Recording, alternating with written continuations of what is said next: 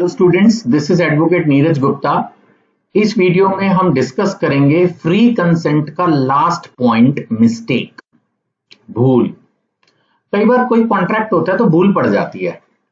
आप डील कर रहे हो कार के बारे में, मतलब एक आदमी कार बेचने की बात कर रहा है और आपको लग रहा है कि वो अपनी बाइक बेच रहा है, या प्राइस 5 लाख तय हो रहा है और आपको लग रहा है कि 4 लाख है। कोई भी कंफ्यूजन लग जाती है जहां दोनों पार्टीज ही गलत कर देती है, मतलब दोनों में से किसी की भी इंटेंशन गलत नहीं है, या इंटेंशंस की बात ही नहीं हो रही। और यहां पर बेसिकली दो चीजें मेन है। एक तो आइडेंटिटी ऑफ द आइटम, जिस आइटम पे डील कर रहे हो वही गलत लग गई, या प्राइस में ग्रॉस एरर है, वो किसी प्राइस पर बेचना चाहता है, आप किसी प्राइस पर बेचना चाहते हो, या वो चीज ही भी एग्जिस्ट नहीं करती, या कानूनी आप उस चीज को सेल परचेज कर नहीं सकते, या कानून के हिसाब से कोई प्रॉब्लम है। तो अगर आइटम को लेके कोई प्रॉब्लम है, प्राइस को लेके कोई प्रॉब्लम है, तो उसको मानते हैं मिस्टेक ऑफ फैक्ट। और कानून के लेके अगर कोई प्रॉब्लम हो गई तो उसको मानते हैं मिस्टेक ऑफ लॉ। तो ये इस तरह से चलता है। तो चलिए शुरू करते हैं पढ़ना। Mistake under Indian contract act. For a valid contract, parties must agree upon the same thing in the same sense. Consensus ad idem. दोनों पार्टी एक ही क्लैरिटी हो ना, हाँ भाई मैं ये कार बेच रहा हूं, लाल रंग की कार है, 2022 मॉडल है, 2.5 लाख में बेच रहा हूं, दूसरी पार्टी को भी यही सब फैक्ट्स पता, तो ठीक है, वैलिड है। बट अगर कोई एरर है, चाहे तो फैक्ट को लेके चाहे कानून को लेके, तो इन दैट सिचुएशन ये कॉन्ट्रैक्ट वैलिड नहीं हो सकता। Then this error is called mistake. Bilateral mistake, दोनों पार्टीज एरर कर रही हैं। यूनिलैटरल मिस्टेक, एक पार्टी एरर कर रही है, या फिर मिस्टेक ऑफ लॉ। अब बात करते हैं मिस्टेक की, तो ये तो मैंने आपको मोरलेस समझा ही दिया। एग्जाम्पल है, ए ने एग्री किया बी का हॉर्स खरीदना, believing that the horse is alive. ये पुराने जमाने की किताबों के पुराने एग्जाम्पल है, इसमें घोड़े ही होते थे। आज की तारीख में एग्जाम्पल बनाएंगे तो कार का एग्जाम्पल होगा, मोबाइल का एग्जाम्पल होगा, लैपटॉप का एग्जाम्पल होगा। पुराने जमाने की किताबों में अभी भी चले ही आ रहे हैं, वो हॉर्स के एग्जाम्पल्स हैं सारे। So agree to buy the bee's horse, believing that the horse is alive, जबकि वो पहले से मर चुका था। तो अब किसी की इंटेंशन बैड नहीं है, ठीक है, ये मिस्टेक है। तो mistake of fact, mistake of law. अगर हम बायलैटरल मिस्टेक की बात करें, यानी कि जहां पर एक ही चीज को लेके दोनों पार्टियां गलती कर रही हैं, है ना, मतलब किसी आइटम को लेके, as to the matter of fact, तो both the parties must be mistaken and it's relate to a fact. Fact क्या हो सकता है? आइडेंटिटी ऑफ द आइटम हो सकती है। मैं लाल रंग की गाड़ी, हरे रंग की गाड़ी, सफेद रंग की गाड़ी, प्राइस को लेके, क्वांटिटी को लेके, ओरिजिनल डुप्लीकेट को लेके, तो ये क्या रिलेट टू अ फैक्ट, है ना। और ये एसेंशियल है, मतलब अगर फर्क नहीं पड़ता इस बात से, फिर वो इतना नहीं है कि कॉन्ट्रैक्ट वॉइड हो जाएगा। लेकिन अगर मान लेते हैं आप 2022 के मॉडल की गाड़ी खरीद रहे हो और बेचने वाला 2018 का मॉडल बेच रहा है, तो फिर तो बहुत फर्क हो गया ना। या ओरिजिनल पेंटिंग, डुप्लीकेट पेंटिंग, या वो चीज ही खत्म हो चुकी है।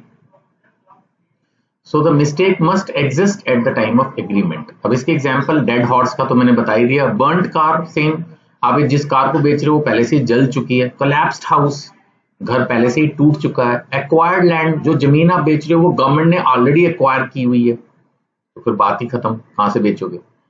या फ्लैट नंबर पे कंफ्यूजन है। अब ऐसा होता है कई सोसाइटियों में ना, फ्लैट नंबर सेम होता है, टावर अलग अलग होती है। अब सपोज टावर ए का 302 है, वो टावर बी का 302 खरीदना चाहता है, क्योंकि वो टावर बी जो है वो स्विमिंग पूल के पास है या पार्क फेसिंग है, तो फर्क हो जाता है। दोनों की आइडेंटिटी में फर्क हो गया, बात गड़बड़ हुई। कार का मॉडल, अब सपोज एक आदमी के पास 2024 मॉडल भी है, 2018 मॉडल भी है, वो 2018 बेचना चाहता है कि चल पुरानी है बेच देता हूं, और वो नया खरीदना चाहता है, तो दोनों में फिर कंफ्यूजन हो गया, तो agreement is void. Case laws की अगर हम बात करें, तो जो बुक्स में केस लॉस दिए होते हैं, कहीं ना कहीं हम भी फिर वही ले लेते हैं आपको पढ़ाने के लिए, और टीचर को भी वही मिलते हैं, इंपॉर्टेंट पुराने बुक्स के जो केसेस होते हैं, तो अगर आप याद रख सकें। सो ए कॉन्ट्रैक्टेड टू सेल कॉर्न, बात हुई कि चलो भाई, लेकिन वो कॉर्न पहले से पैरिश्ड, खत्म हो चुकी थी, तो कॉन्ट्रैक्ट वॉइड है क्योंकि वो एग्जिस्ट ही नहीं करता। ऐसे एक आदमी ने फिशरी राइट्स की कोई लीज ली, पर उसको नहीं पता था वो राइट उसको पहले ही मिल चुके थे।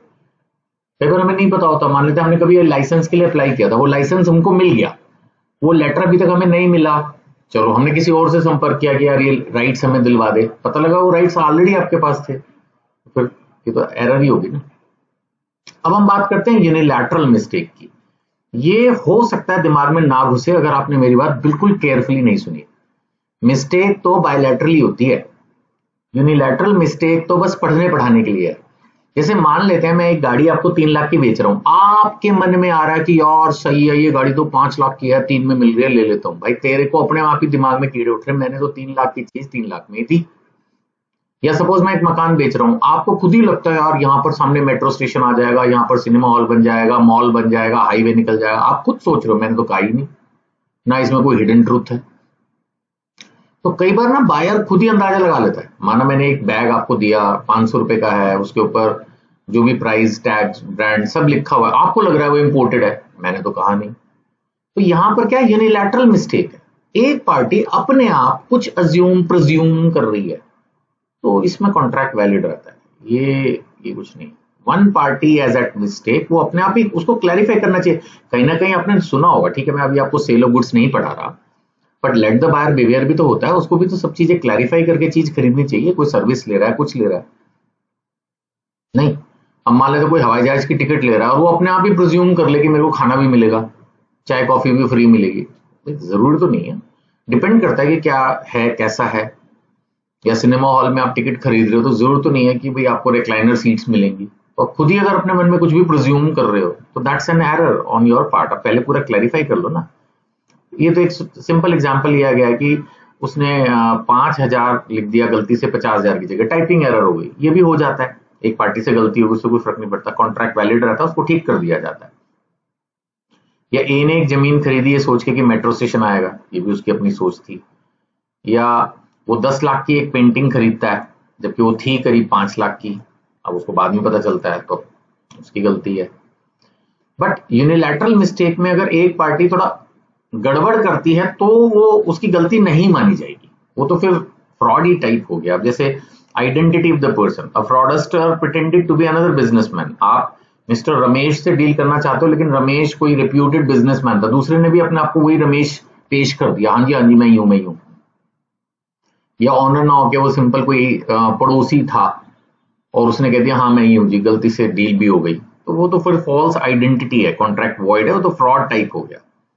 या एक ओल्ड आदमी ने एक डॉक्यूमेंट साइन कर दिया बट उसको समझ ही नहीं थी कि मैं क्या डॉक्यूमेंट साइन कर रहा हूँ, तो वो कोई मिस्टेक थोड़ी हुई, तो सामने वाले का ड्यूटी बनती है ना उसको समझाए। ओल्ड मैन है, विडो है, बच्चा है, मतलब यंग एज का कोई पर्सन है, इलिटरेट पर्सन है, तो ऐसे लोगों को पहले समझाना चाहिए ना, भाई ये कहानी है। अगर वो आप नहीं बता रहे हो तो फिर एरर तो है, यानी कि इस सिचुएशन में कॉन्ट्रैक्ट वैलिड नहीं होगा, इसमें वॉइड होगा।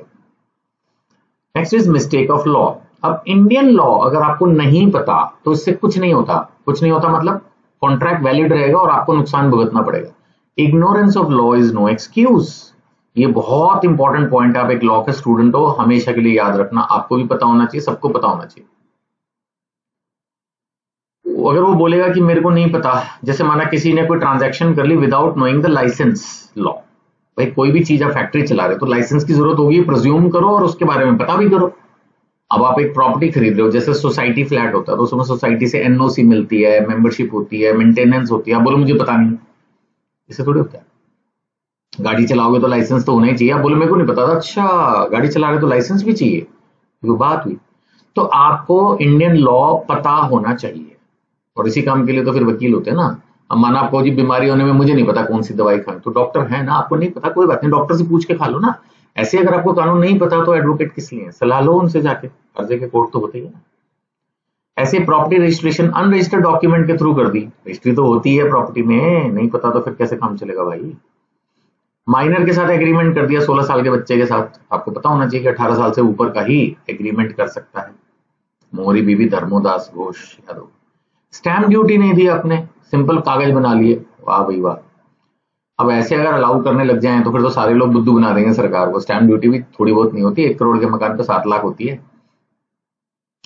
पार्टनरशिप रजिस्ट्रेशन, ये भी कानून पता होना चाहिए। अगर आप पार्टनरशिप फर्म चला रहे हो और कल को कोर्ट केस करना पड़ गया कुछ है, तो registration of the firm is compulsory. वैसे पार्टनरशिप बिजनेस चलाने के लिए रजिस्ट्रेशन करो मत करो, बट कोर्ट केस के लिए रजिस्ट्रेशन कंपल्सरी है, तो पता होना चाहिए ना। मैरिज लॉ, अब किसी को यही ना पता हो, वो सोचो मैं 19 साल का हूँ जी, मैं शादी की एज तो 18 होती है, भाई 18 लड़की की होती है, लड़के की तो 21 है। अब आपको नहीं पता तो अब ये थोड़ी है जेल नहीं जाओगे इस ग्राउंड पर, जाना तो पड़ेगा बेटा। टैक्स लॉ, एक आदमी ने ऑनलाइन बिजनेस शुरू कर दिया, इंडिया में ऑनलाइन बिजनेस में जीएसटी कंपलसरी है, सपोज उसको नहीं पता था, शाबाश, तो नोटिस भी आएगा और आपको पेनल्टी भी लगेगी। लाइसेंस रिक्वायरमेंट तो पहले ही बता दिया, हर चीज में लाइसेंस ही होता है, कोचिंग इंस्टीट्यूट चलाओ कुछ करो, मोस्टली इंडिया में हर चीज में कोई छोटा मोटा लाइसेंस परमिशन कुछ तो चाहिए होगी, बिना उसके करोगे तो फिर। मोटर व्हीकल एक्ट, एक बच्चे ने, एक आदमी ने अपने 15 साल के लड़के को ड्राइविंग अलाउ कर दी, आप ये थोड़ी बोल सकते हो कि मुझे नहीं पता, तो कॉमन सी चीज है। हाँ, फॉरेन लॉ में अगर मिस्टेक है, यहां पर कॉन्ट्रैक्ट वॉइड हो सकता है। अगर सपोज दोनों पार्टीज को फॉरेन लॉ को लेके कोई एरर हो, यही सब चीजें माना, वहां एक टाइम फिर भी सुन ली जाएगी। जैसे इंपोर्ट हो रहा है, Indian exporter contracts with American buyer, अब उनको आइडिया ही नहीं था, उनको लग रहा था कि इंपोर्ट अलाउड है, बट अमेरिका के लॉ में वो प्रोहिबिटेड था, फिर कॉन्ट्रैक्ट वॉइड हो सकता है। ऐसे ही एक आदमी जर्मनी चला गया, सॉफ्टवेयर इंजीनियर, और वहां पर वर्क परमिट की जरूरत थी, बोथ पार्टीज बिलीव की वर्क परमिट की जरूरत नहीं है बट जरूरत थी, हाँ, तो फिर ये कॉन्ट्रैक्ट जो है वॉइड हो सकता है, because it's a mistake about foreign law. ये एक टाइम फिर भी अलाउड होती है, इन द सेंस कि ये प्ली है, लॉजिक है, जिसको आप ले सकते हो, सर मेरे को कानून नहीं पता था, आफ्टर ऑल मैं तो इंडिया में हूँ, 200 देश है, मुझे सबका कानून कैसे पता होगा, चल यहाँ एक टाइम मान लेंगे। ऐसे दुबई में प्रॉपर्टी खरीदने लगा, अब दुबई में फॉरेन सिटीजन्स खरीद तो सकते थे प्रॉपर्टी, लेकिन only in the designated zones, अब उसको ये बात नहीं पता थी, उसने कहीं और खरीद लिया, फिर वो कॉन्ट्रैक्ट गड़बड़ हो गया, चलो mistake of foreign law. So conclusion यही है, रियल कंसेंट के लिए clarity about the fact and the law is very much required, नहीं तो काम नहीं चलेगा। आई होप मैंने आपको पूरा क्वेश्चन क्लियर कर दिया, फिर भी कोई डाउट हो तो आप इस नंबर्स पर अपने क्वेश्चंस भेज सकते हैं, यूट्यूब पर देख रहे हैं तो वहां पर भी अपने क्वेश्चंस आप रेज कर सकते हैं, आई विल आंसर। और जिस बुक से पढ़ा रहा हूँ इसको खरीदना चाहते हैं तो नॉमिनल प्राइस पर आप खरीदने के लिए भी इन्हीं नंबर्स पे व्हाट्सएप कीजिए।